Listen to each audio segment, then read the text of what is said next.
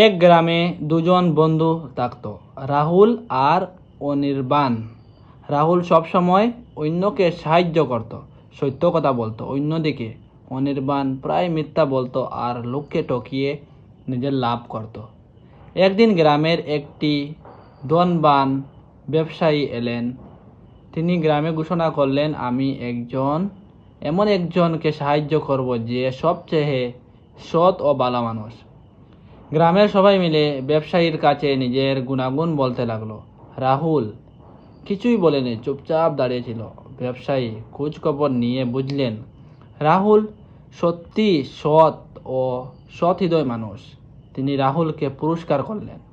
অনির্বাণ তখন লজ্জিত হলো, কারণ মিথ্যার দ্বারা সাময়িক লাভ হয় ঠিকই, কিন্তু স্থায়ী সম্মান পাওয়া যায় না।